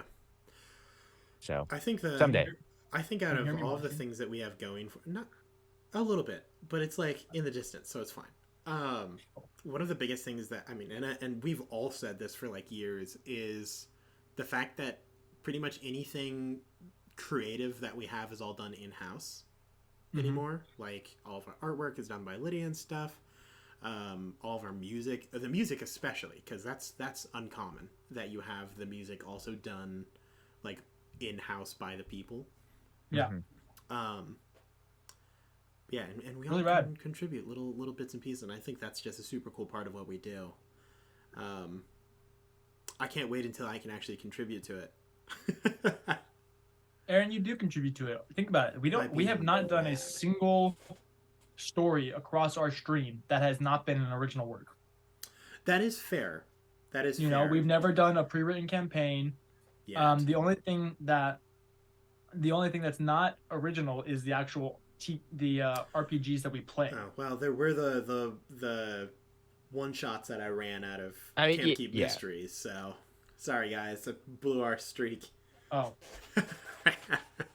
Well, never mind. Yep. DJ's I've only ever done original work. DJ's like, wow, what a sellout. I need to leave this before. I never realized that Aaron was such a loser. No. But yeah, I think that, we struggle with a lot of things. There's a lot of things that we could do better, a lot of things that we're trying to do better. But overall, I think that we've done pretty okay. Oh, yeah. 100%. Pretty well. Well, I think you just think about it. I think it's something statistic-wise, it's like 80% of all new streams stop after the first 2 months. Yeah, something like that. So, I mean, and there even been a couple of projects that we've seen, or like people that we know that have started. I know, at least for me, like I know a couple of people that have started doing something and it's fallen out in like 2-3 months. yeah. So, and now we may be clinging on by our fingernails. we are clawed in, not going anywhere. As far as either up or down. You know? It may be a sinking ship, but we're staying on it. Right? We're the band on the Titanic, you know? And I think a lot of the things that have been quote unquote going down, a lot of that is like stuff that is very easily remediable. Mainly like our socials. Our socials could use a tune-up, and it's something that I want to do. And the up until website. now, I just haven't had the time to do it. The website is like, that's like last on the thing. It's like bad, but like no one goes to it anyway. So it's like. But we could make it so that there is a reason for people to go to it. Yes. And so I would say that that's probably like on my list of 5 things. That's like the 5th. But it's on the list. Yeah, it's on the list. Yeah. We really didn't have anywhere to start or anywhere to go for this stream. I do appreciate that when we had literally nothing to do, our transition was to bash on our own company. Yeah, absolutely. No. So this is actually, maybe you haven't been here enough for it. I actually normally like to kind of wind the stream down with like some behind the scenes, like how is the Paper Dungeon doing? Like where are we planning to go? What's our schedule going in the future and stuff? Because I also like the idea that for anyone who is watching these, there's a potential that they might want to try doing something like what we do. And I know that I would have loved information from like someone else who was doing something similar that was like, hey, meetings are not only good, but like you're gonna have to adjust the times and stuff because they're not always going to work the first time. So you have to keep try different times, different ways. Having a person who runs the meetings is important rather than just, hey, we're having a meeting this day, come with what you want to talk about. Mm-hmm. Would have been super nice. So I like to kind of just throw that out there at the end. I agree. Speaking of meetings, we're pretty transparent. Aaron. Yes. We need to have our January meeting. Yep. You want to just go like get coffee? Oh shoot! Yeah, you're in town. Yeah, absolutely. I would love to do that. That'd be better. I need to get myself a planner, and I hate those words because I've lived 23 years without using a planner. Even when it was given to me by the school system. A planner? Oh yeah, is no, not I a bad never. idea though. Like a TPD planner or like ugh. That's and a like good idea. like a paper one, because best believe I have the option to use digital ones. I'm not going to do it. So. Yeah, that's a good idea. Yeah, we can synchronize our watches, so to speak. That's the words yes. that I'm using. Also, this is completely off topic, but just a little funny thing that I noticed. Do you know about Henry Cavill reloading his fists? Yeah, in the Mission Jason Impossible, I think it in the is. Mission Impossible, you know. Yeah, I didn't know. I do that naturally because that's I awesome. have like super messed up tendons, and it isn't like a I'm about to like punch someone, but I'll be walking. And I'm like, oh, my arms hurt. Also, Elbows. there's another really funny thing about that scene. It was a Uh, total accident. It wasn't planned. so first of all, like yeah, like he like reloads his arms, right? Like and it's like everybody makes a meme out of it. But also, you can notice Oh, he there's gains a act. mustache. No. He doesn't just gain a mustache. He gains a pocket on his Yep, shirt. it's a full. He like gains a CGI mustache and a pocket on his shirt. It like appears underneath his fist as he does Yeah, it. like as like his fist, man. like as his arm moves over his chest, like a Oh. pocket just appears. It's fantastic, and it's such a small thing that it's like, how did that happen? How did they like miss that so badly? Yeah. It's just like the coffee mug in Lord of the Rings. Or that You mean in No, Game of that's in Star Thrones? Wars. In Lord of the Rings, Gandalf is wearing a watch. yeah, and then in Yeah. Sparta, there's just like there's so many things in not Sparta, in Gladiator. Gladiator has so many things where they're like people didn't realize that they were on the set of Gladiator. I never realized that Joaquin Phoenix plays Plays Oh yeah, Caesar. plays the jerk. yeah, what's his name? It isn't Caesar. It's No, it's oh boy. Maximus is Russell Crowe. And Yeah. Joaquin plays Oh, he's another real Caligula. no, No, it's not Caligula. no. It Commodus. sounds Commodus. Yeah. yeah, yeah. It's like it sounds insulting. Absolutely. Joaquin Phoenix is really good at playing characters in a way that makes you really hate them, Yeah. which is a talent as an actor. Like No, it's yeah. You want? I mean, the whole point is built to encapsulate this person, and if the person's a hateable person, I actually had a conversation recently with a friend of mine who was complaining about complaining. They were making very valid points about like film and anime and stuff where like there's a trend in a lot of movies and books where they do the exact same thing every single time to like show that the person is a villain. And I was like, I don't think you understand. There are very few things that can not only denote that someone is a villain and actually make you hate them more than like killing a dog. yeah. Like if the moment a character kills a dog, you're like, I hate that person. Mm-hmm. And now it's a lazy way to do it, right? Like there's several trends of things to do that the villain can like, this is my main evil thing that I've done and or plan to do, and you're like, I hate that guy. Yeah. But they work. Like It's also see it's the also point because like as writing has evolved, it's also like the morally gray zone has continued to expand where it's just like you have this dude who's done like some really messed up things, Yeah, it's but like, there's also like some pretty legitimate reasons as to why they like, did that. tried to The commit popularity genocide, of but, the like, you an- know. Yeah, the popularity of the anti-hero has made it very difficult Oh yeah. to distinguish between right and wrong. It makes me so sad. I love my favorite stories are ones where the villain is just a villain.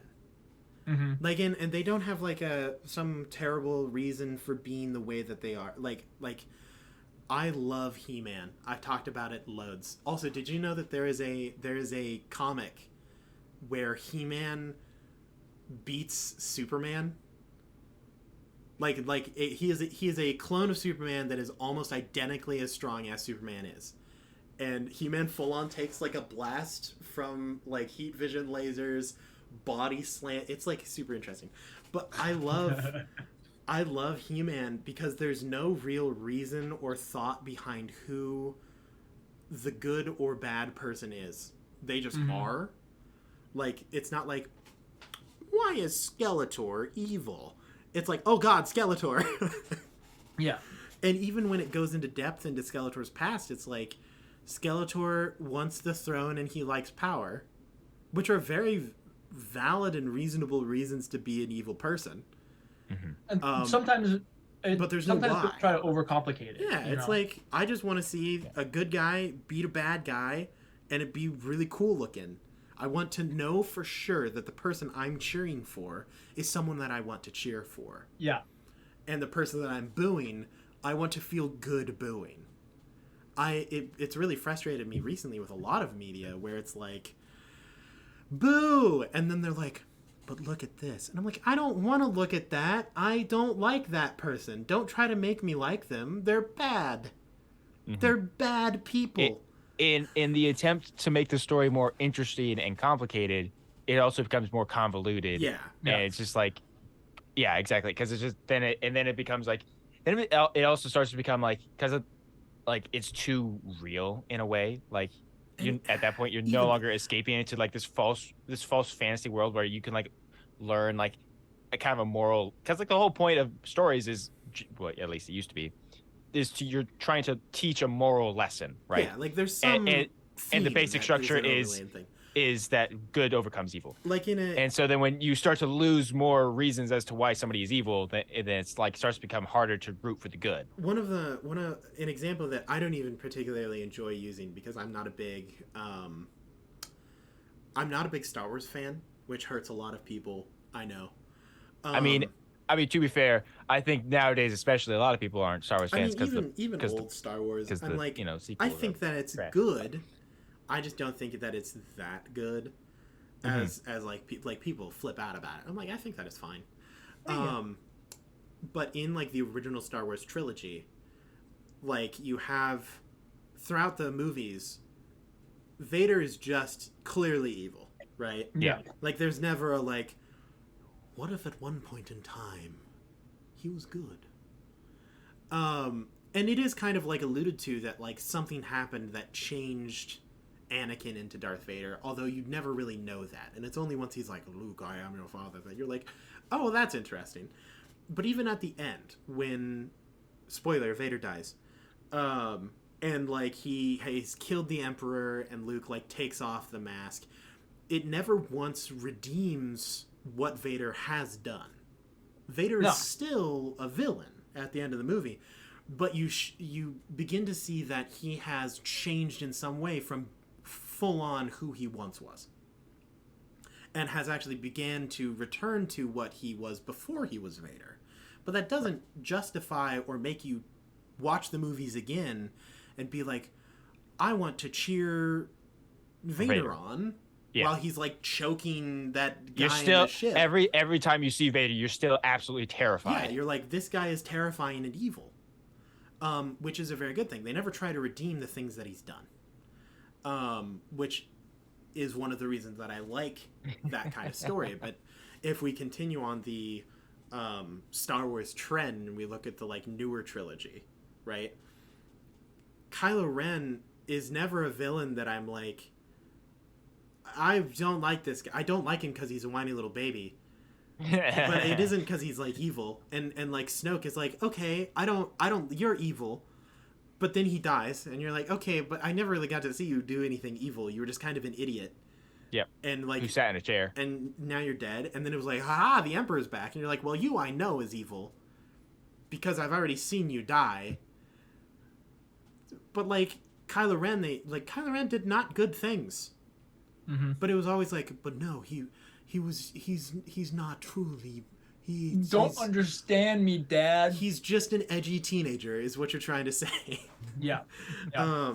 And the comparison between those villains is one of the things that has really frustrated me about current media and a lot of things that I just haven't really wanted to watch or read or see because it's like I just want a villain who's bad. I just want a bad guy or girl. I don't care who it is. I just want a bad villain. I want a villain who's bad. I want him to be evil and just be evil, and that's And the I reason want to he is. not like them because they're evil. Yeah. Rah! I'm so excited for eventually a renaissance of villains where it returns because like all things eventually rotate back around, right? Yeah. I can't wait until eventually they start. For me especially, I love animation, so I keep track of a lot of like Cartoon Network, Nickelodeon animation that they're releasing and stuff like that. Because you can really clearly see the evolution and roundabout of animation, where you have your like Disney, like very early animation and stuff like that, and rounds start, and then you hit the like golden age, and then it starts to fall. And I think we're slowly back on the rise, just judging from recent animation and like storytelling. Dolores Umbridge, perfect example of I hate you sucks. and you're evil. There's never a point in time when there's no explanation for Dolores Umbridge. There's no she's like just a cruel, this evil is person. why you suck. And the other thing is she's relatable because we have all had a teacher that we hate. And so like now, regardless of whether or not Harry Potter is a good or a bad story, Dolores Umbridge is a good villain because she's a bad villain. And Well, I think she's a villain you love to hate. the problem too much is that people try to make it so that you have a redeemable villain. I hate that. You know? Sometimes it's all right. Sometimes it's okay. You know? All the time. And I definitely, there's obviously a great place for redeemable characters. You know, look at Zuko, the most amazing redemption arc of all time. You know, and so there's definitely a place for redeemable characters. But even in that world, you have Zuko, who you can tell is, you know, he's struggling, he's trying, he's passionate, but he doesn't know what's right. And then you have Ozai, who is just evil. He's just straight up evil. There's no redeemable qualities about him. Zuko was never the main villain. Yeah, he was for several arcs a main antagonist, but he was always the antagonist below that overarching fear of Fire Lord Ozai. Yeah. Like, this is who, underneath everything, this is the real thing that Aang will eventually have to face. Exactly. And so, like, those type of characters, and in that same way, actually, Vader does kind of fit in that role. Because it's like, you have Vader, who is, like, the strong right arm, but who is the actual leader of... Yeah, then you have Palpatine, yeah. Yeah, and this is very that's interesting. Palpatine. So it's like... very interesting. I've never really thought about having that dynamic, and yet it's so strong. Of having, like, the truly evil character, and then you have kind of his puppet, who's not quite sure if what he's doing is what he actually believes in. Completely unrelated to this conversation. I'm very interested, Drew. Talking about Palpatine, I always thought it was really weird, but also like totally. I mean, I get, but I mean, I guess, you know, it is Star Wars, right? It's a galaxy and it's far, far away, a long time ago, whatever, right? Palpatine's first name is Shmi. Yes, Shmi Palpatine. And I'm just like, what kind of name is Shmi? Wait, what was Anakin's mom's name? It's also like Shmi. Isn't it Shmi? Am I crazy? I'm pretty sure it's Shmi. No, is the Emperor Anakin's mom? No. Mother's name.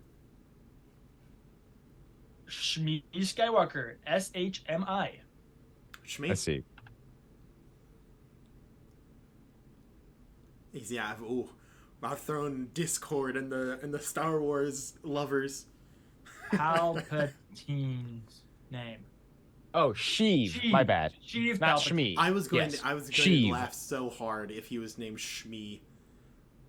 Yeah, But still, Sheev. Sheev. That would explain a lot as to why Shmi and Sheev.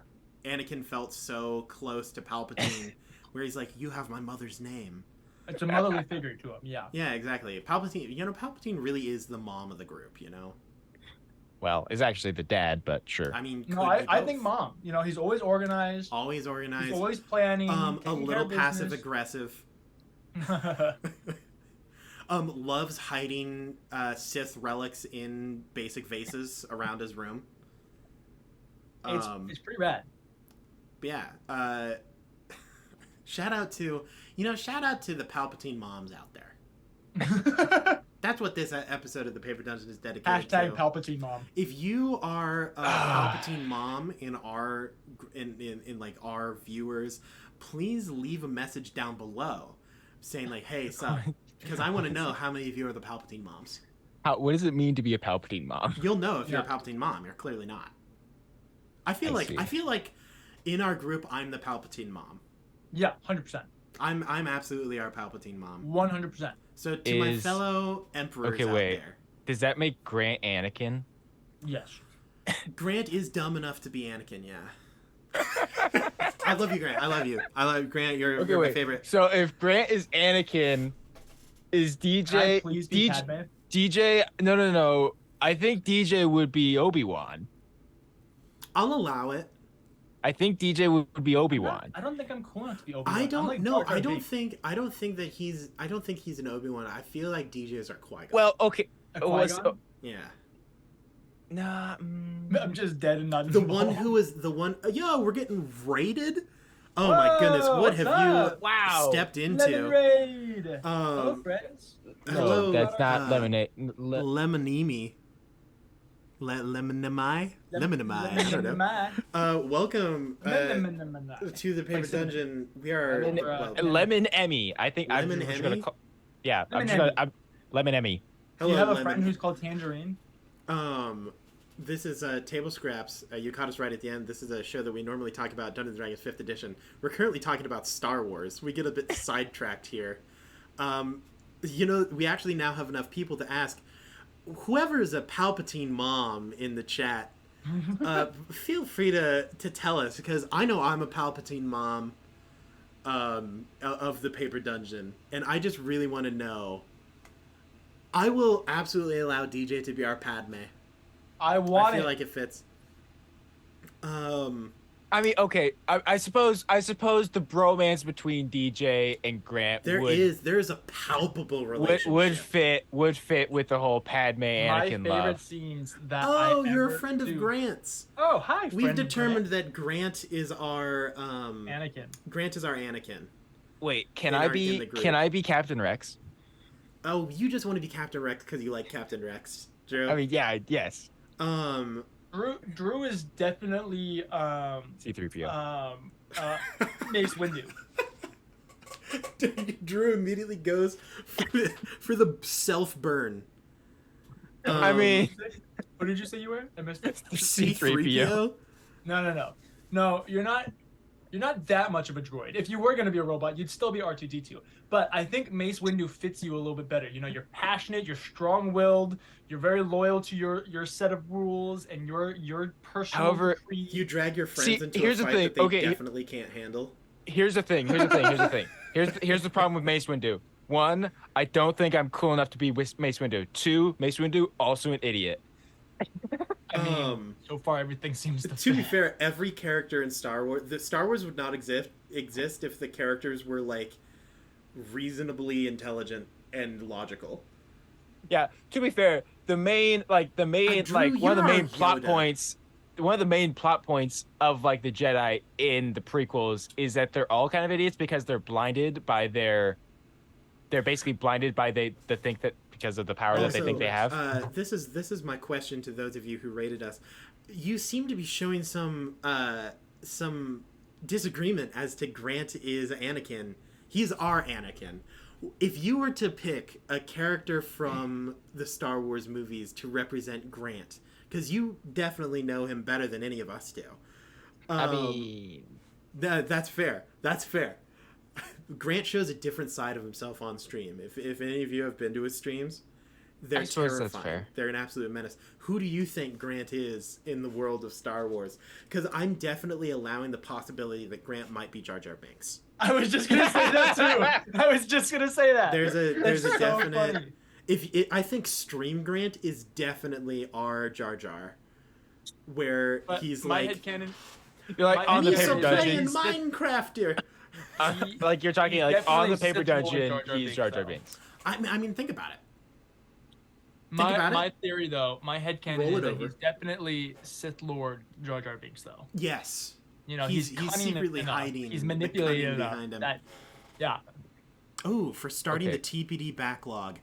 That is a definite terrifying question. Do you guys have any So, advice for starting the TP backlog? I want to hear y'all's show, but I am intimidated about how much I've missed. so there's a couple of ways Okay. you can go about it. Now, I don't know if any of you are on our Discord, but this is also a question that can be asked. We have a lot of people who have struggled through the backlog of episodes for the Paper Dungeon. If you are super mega hardcore and you like suffering, and inflicting pain on yourself. Starting episode 1 is a definite option. We have had people who have done it. They are stronger than I. Yeah, no, that's all. That's Because terrifying. there's 73 episodes to get to the break. Well, To 70, get to 70 the episodes, kind of 70 good episodes stuff. in part 1. So that's 280 hours of content. You're scaring them. That's the point. Don't do that. An option as well. First off, I recommend watching the character intros and one-shots. Yeah. Just because that Those gives are you all a on bit our of, YouTube. a bit of who they If are. you scroll and down everything far like enough, that. they're there. They're there. They're present. I think we might have a playlist of them. I think so too. Honestly, I kind of want to rewatch them now. Start on around episode 50 or 60 of book 1. That's a good option. That kind of starts you in a good action. You get a bit of a recap and understanding of what all is going on. The other option is you could just choose to start on book 2. Book 2 is where we're currently at. There's a time skip between book 1 and book 2 of 3 years, something like that. Yes. 3 years. And the goal is to kind of make it a little bit more accessible for people to enter into, so you don't have to watch 280 hours of time. Yeah. There's only 13 episodes you have to watch instead of 70. Yeah, where there Maybe- gives you a bit maybe more of Aaron- an intro and stuff. Maybe, Aaron, what we need to work on is we just need to maybe this is a great time to use the website. Just create an art, like a 1-page article The necessary episodes. that just summarizes what's happened in each of the arcs. So you have the actually- first 20 episodes. Well, technically 30 episodes is the first arc, and then you have the next 30 So one of episodes, the and then things that I you know just that do pretty that. much every member of the Paper Dungeon has presented an idea that would help with this a lot, and have been and we've done none of them. Grant's been all over that TPD abridged. Lydia wanted to create little bits that summarize the story over in time. I've been also thinking of something. I would love to do a TikTok/YouTube short series of clips from episodes that show the journey of time until eventually I could get to the present day and just have a what happened or what's been going on in TPD, and just shows the story up until this point once a month that does the month's episodes and stuff like that. So the other option is to just stay not watching until one of us eventually does one of those options, and then watch them all real fast. But that's right now we don't have any super accessible easy way other than skipping a bunch of the episodes and starting on either episode 50 or episode 60, or starting just at book 1 and watching those 13 to 14 episodes that we have released. I would say now this is super it doesn't sound great because in a there are definitely some filler episodes, but it's not good to necessarily skip just a whole swath of episodes. Well, However, if you were to do that, I would say I'd say watch episodes 10 through 30. That's kind of our main first arc with the full group kind of doing something Skip together. the pirate arc. And then skip to episode 50 and watch till 70, and then you watch and start with part 2. My favorite thing is how much DJ is slowly starting to hate the pirate arc jokes that I make. That turn and look where DJ just immediate rage. Oh my god. I just want to be clear here. The pirate arc is not bad, but it is way funnier to make fun of than it is to watch. It is definitely, of all of the arcs, of the 4-ish arcs that you guys have been going through, it's definitely the black sheep, odd one. This is the one that got halfway, I hope that there is and then we abandoned. I hope that there's a serious following for pirate arc in our future. Yeah. Maybe campaign 2, campaign 3, we just come back, What if we have a campaign that's just a pirate arc? a single pirate arc, it's It's a 20 episode campaign. Mhm. One pirate arc. Life is good. Patreon content. There we go. We go back to the pirate arc. We're there. We're ready.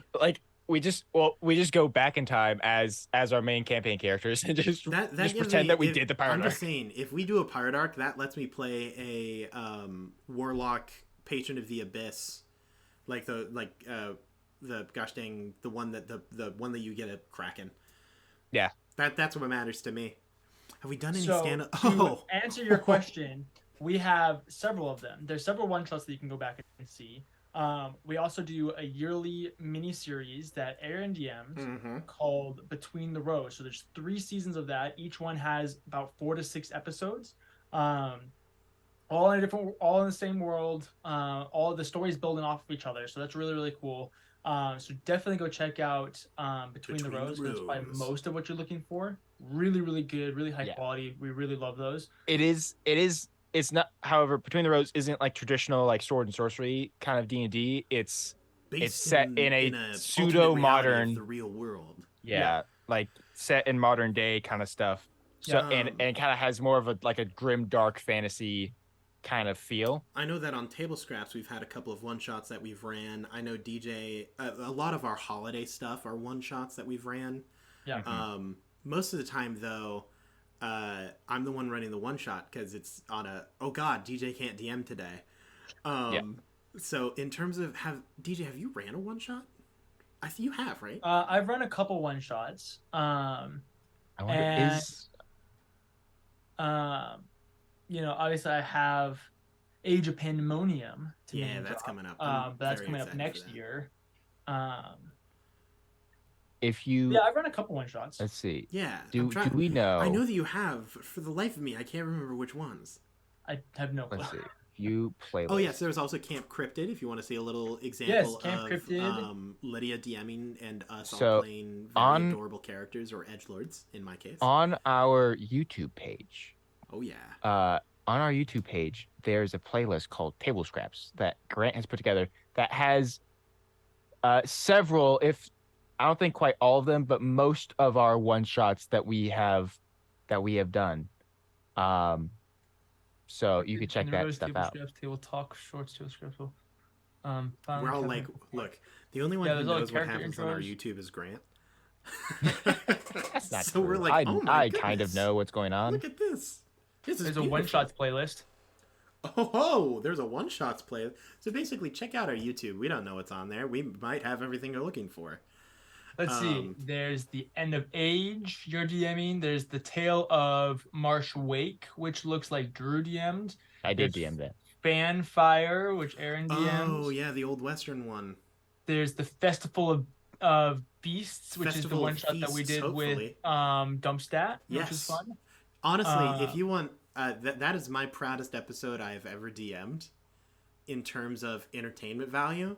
So if you want how I DM, please watch that one because Purely because There's Love it made the Cupid, which is the canonical Valentine's Day appearance one. of Chestnut Destiny's King. Gamble. and Destiny's Gamble, yeah. Honestly, if there was a showing of, I've considered even making a TikTok of the mini voices of Aaron while DMing, and it would be just that episode, because there were like so many NPCs that all had like several good voices that I'm pretty proud of. Especially, hello, my name is Sven. Hello, my name is Finn. Would you strike me with your damage? That was like one of my favorite NPCs I've ever played. But yeah, go check out our YouTube and you'll be able to find most of those things. You know, we might as well just do some end of the plugs because this is the first time in the episode we've had people here to hear them. We have multiple things. Currently, some of them are down, but we have social media: TikTok, Instagram, Twitter, where we have a lot of bite-sized, fun things from the days of yore, which hopefully we'll be picking up now that I'm theoretically out of college. If you would like to support us in any way, please bring your friends. Thank you so much for the raid as well. That's an excellent example of bringing your friends. Shout out to Grant for being friends with y'all. For being just a real cool We dude. also have Streamlabs donations. We have Ko-Fi. We have Patreon. The Patreon's pretty rad. We actually have stuff coming out on it now, including an old recording of once again the days of yore that we are finally releasing after 2 years.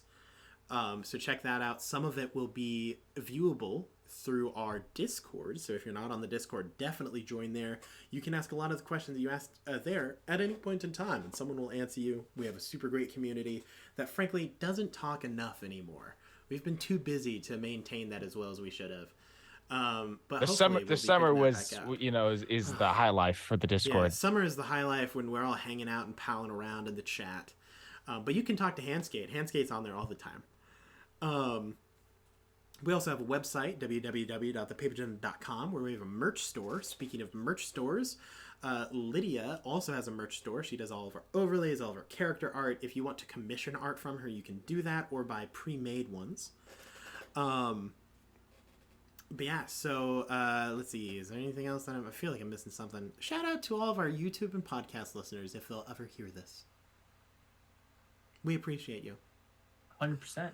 I do have I wonder. Hold on, I have to check real quick. We missed an opportunity last Monday to raid someone where we totally could have raided someone. Oh, someone on our Discord was streaming, and we blew it. Yeah. But I do have a potential. Hey, Drew, are you able to run raids and stuff? I mean, I have the stream pulled up. I think I could do it. Because I don't know how to do it. I would if I could. Well, I mean, okay, let's see.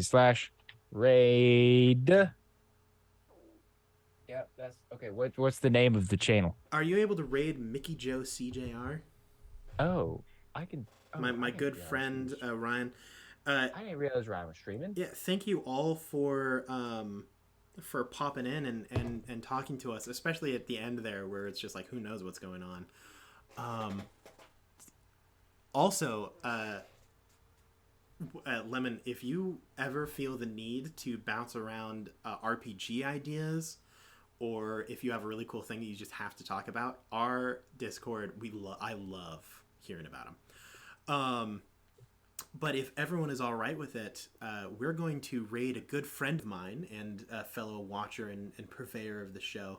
His name is Ryan. He goes by Mickey Joe CJR on Twitch. He's currently playing Dead Space. So if you're not a big fan of horror games, this is going to be maybe the time for you to go. But he is an incredible gamer.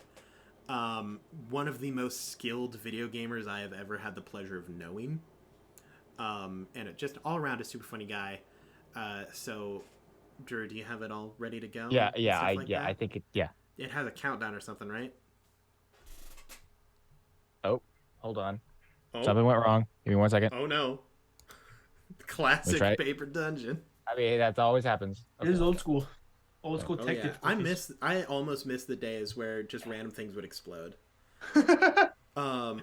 Those were not good days. The last thing that I have to say to everyone before the 5 seconds end is good luck and Godspeed, everyone. We will see you next time, Dungeoneers. Thanks for watching, guys. It is time to go.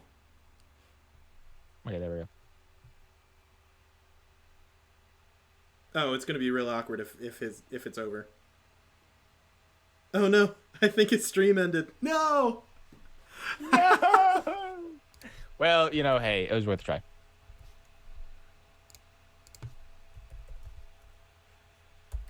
Also, Aaron, you should end the stream on your end.